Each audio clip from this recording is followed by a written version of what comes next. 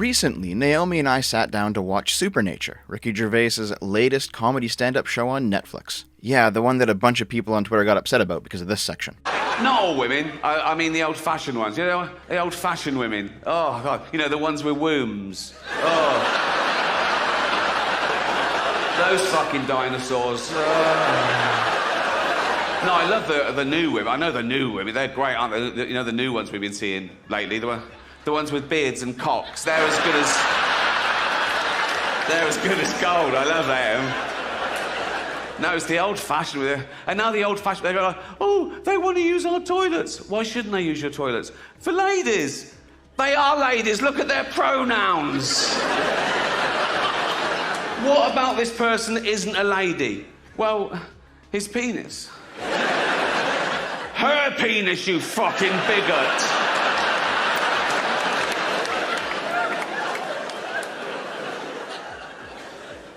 What if he rapes me? What if she rapes you? But what's more interesting to me is how he devotes a section of the act to explaining comedy. Still in a funny way, of course, but in a way that highlights what progressives are doing when they come for comedy. There's Oxbridge comedians writing for the posh papers, telling you the rules of comedy. They're laying it down, laying down the law, right? And it's all stuff like, comedy should punch up. You should never punch down. You should never punch down. Sometimes you've got to punch down, like if you're beating up a disabled toddler. You know what I mean? If you punch up, you'll miss the little cunt and he'll win, you know.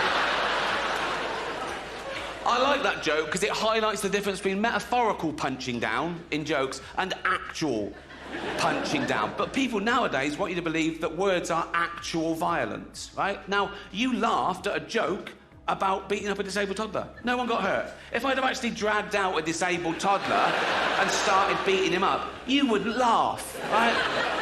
That's why I dropped that bit.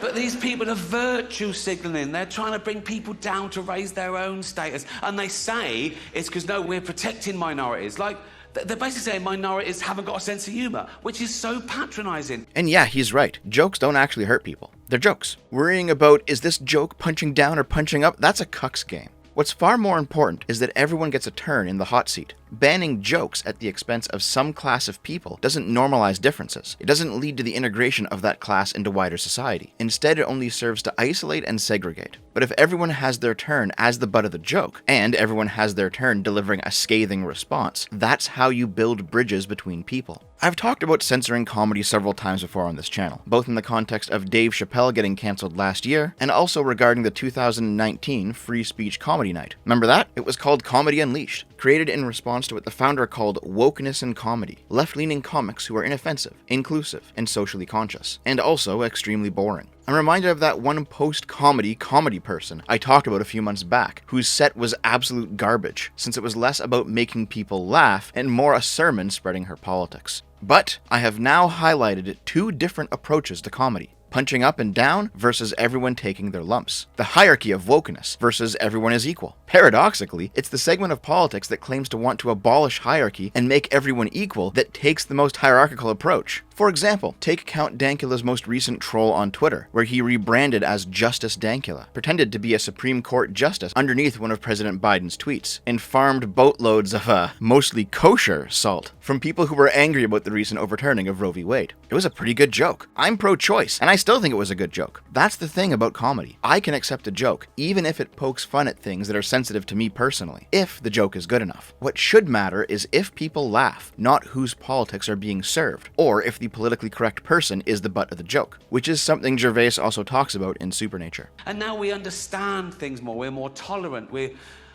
I think it's going too far the other way, though, because now nothing's mental. You can't find somewhere that nothing is considered mental. Everything is a syndrome or an addiction or a preference, right? I could have my legs removed, have wheels put on, identify as a pram, right? And if you sound mental, you're a bigot, right? Now, that's a bit hack, that joke now, isn't it? Oh, I identify as a thing then, right? It's a bit old-fashioned, right? But I'm going to leave it in to annoy people, right? Because that's the bit that'll offend people. Same as humanity. I talk about AIDS, famine, cancer, the Holocaust, rape, paedophilia. But no, the one thing you mustn't joke about is identity politics. The one thing you should never joke about is the trans issue, right? They just want to be treated equally. I agree. That's why I include them. You know?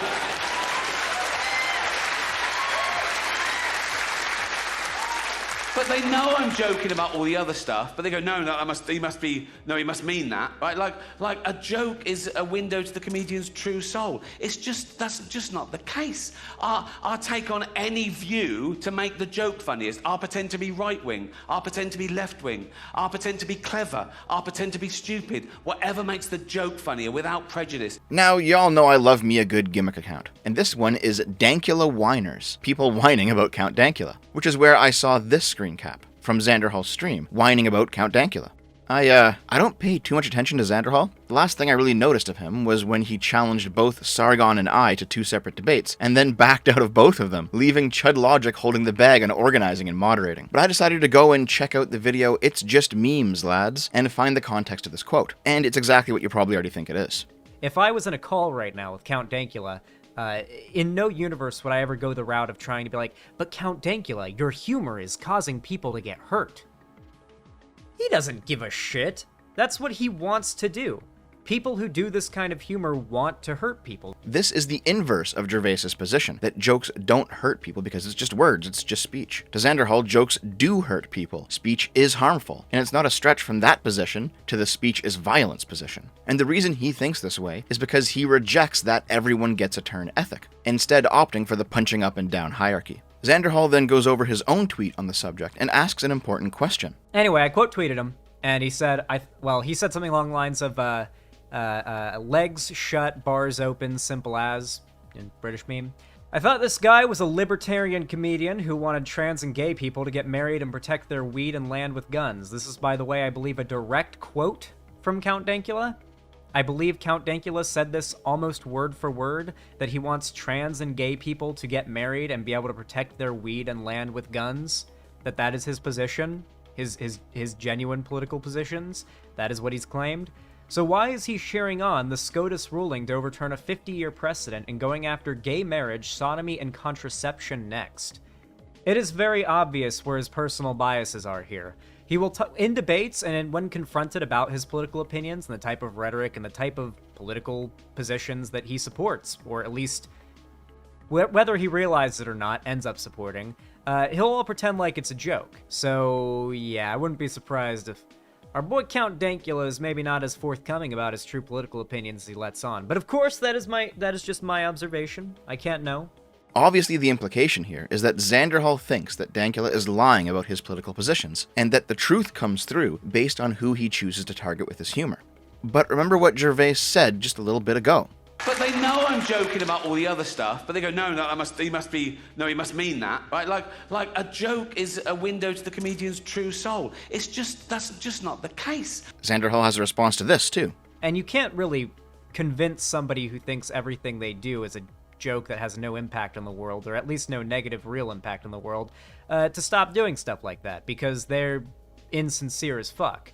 So, just to be clear then, Xander Hall's opinion seems to be that whoever you target with your comedy reveals your true political positions, and that people who engage in the everyone gets a turn ethic, people who focus on the quality of the comedy at the expense of their own political views, is simply disingenuous or insincere. This position of Xander Hall's is necessarily downstream from that post-comedy view, that comedy isn't about the jokes, but about punching properly and platforming the progressive appropriate message. An apolitical focus on the humor itself is a type of comedy that exists outside of the progressive political apparatus, which is necessarily offensive to people who believe that the world is made incrementally better if you use every waking moment, every space of dead air, every neutral territory, every breath to push the proper narrative. In other words, people like Xander Hall can't help but think this way about comedy, or any other topic. It's why they always say stuff like, shouldn't you use your platform more responsibly, or whatever. It's also why Vosh's entire argument that Dankula was a fascist back during that debate simply amounted to, you're making edgy jokes, and fascists lie and deflect as a matter of course. There's no evidence Dankula isn't a fascist, and if you're not properly punching up, why not just assume that he is? Also, as a quick side note, I love it when moral consequentialists complain about things like pregnancies and STDs, when those are, not always, but regularly, the consequences of people's choices. Are you a consequentialist? A consequentialist is somebody who judges like how bad something is based on the outcome of doing that thing. It just gives me a little chuckle, you know? But this view of comedy and of politics is ultimately a totalitarian view. And I don't necessarily mean totalitarian in the modern sense, which is relating to a system of government that is centralized and dictatorial and requires complete subservience to the state, though it's definitely partially that. That is the description of a totalitarian government, and it's often described as requiring an autocratic leader to whom everybody swears allegiance. But that's not fully accurate. In J.L. Talman's book, The Origins of Totalitarian Democracy, he describes, well, totalitarian democracy, a system in which a central government wields absolute power and requires complete subservience to the state, just like the layman's totalitarianism, but is also a democracy. The idea is, you can vote, but once that vote is tallied, you are bound and obligated to follow every rule, every dictate of the state. It's the ultimate, the final, the most extensive expansion of democracy into all things. To use an extreme hypothetical, if the people vote you to be married to somebody that you hate, then you will get married to somebody that you hate. What are you complaining about? It was democratic. You had your vote. You had your say. This dovetails into more ANCAP thinkers like Hoppe and his Democracy the God That Failed. And I'm no fan of Hoppe, but he did get one thing absolutely correct. A democracy can be just as oppressive as an autocracy. An elected body can trample the citizenry underfoot just as much as any king, emperor, commissar, Führer, or any other great leader. That's not to say that I'm an anarchist, though. A lack of institutions can be just as bad as overbearing institutions. The point that I'm making is, totalitarianism is more than just an autocratic government. While the word totalitarian was first used in English in the book The Communist International, where Franz Borkenau commented that the totalitarianism of fascist Italy, Nazi Germany, and the Soviet Union made them more alike than not. That was the term totalitarianism being used in 1938 as a pejorative to describe a specific type of dictatorship, but that's not the word's origins.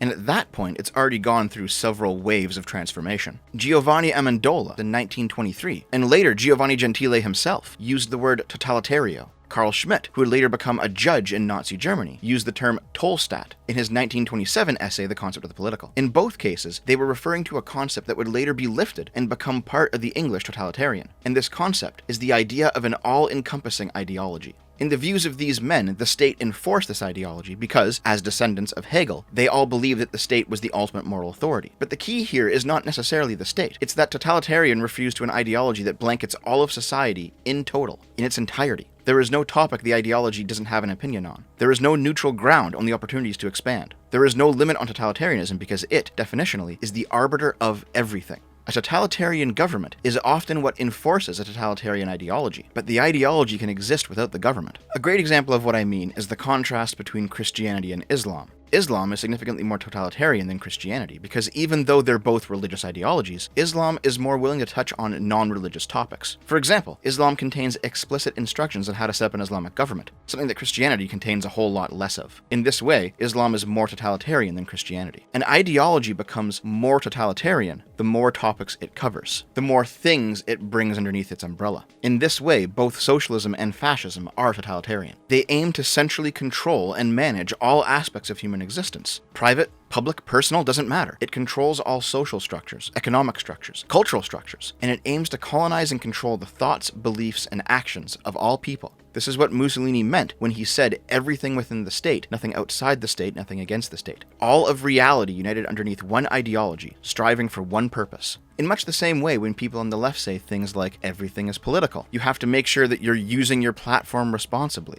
which is to say, only platform people if you think it will turn more people towards leftism than away from it. And even smaller things like make sure you're punching up with your comedy. All of these things are also components of striving towards a totalitarian society. Remember, everything is political to them. Everything. In total. All of society in its entirety. Nothing is private. Nothing can simply be enjoyed casually. Every moment is a moment in which you have a moral obligation to push an agenda. And so simply refusing to, simply remaining neutral, simply focusing on the quality of the comedy, for example, that's the same as being a counter-revolutionary. You can't stand still on a moving train. Leftist politics trends towards totalitarian thinking. With enough power, with enough management of systems, with enough building of structures, we can solve any problem. And modern history is full of legitimate problems solved through our hard work. So it's not like this idea is completely bankrupt. But nonetheless, this impulse also leads us down the road to tyranny, in which we destroy our own society and abandon our own values. Within a liberal framework, we do have the right to disengage from others. We have the right to say no, no politics here, not this place, not this time. No, this zone is not within the purview of your ideology. And insofar as comedy is concerned, I think having the freedom to risk being offensive is better overall. It's true that liberalism is pretty rough around the edges, but if you sand those edges off, you're losing the character of the thing. It's better to not fit in than it is to lose what makes you you, just so you can slot in nicely into the totalitarian structure these people want to create. Sargon and PJW are not classical liberals by any means. Sargon is a white nationalist. Oh yeah, this is why you ducked out of the Sargon debate, Xander Hall. You'd have to defend such a dogshit take. You might as well just say it again and pretend like you grasping at debate didn't happen, eh? Sargon used to call himself a classical liberal, and Sargon ended up being a full-on white nationalist, and is now talking about like white birth rates in Europe and whatnot.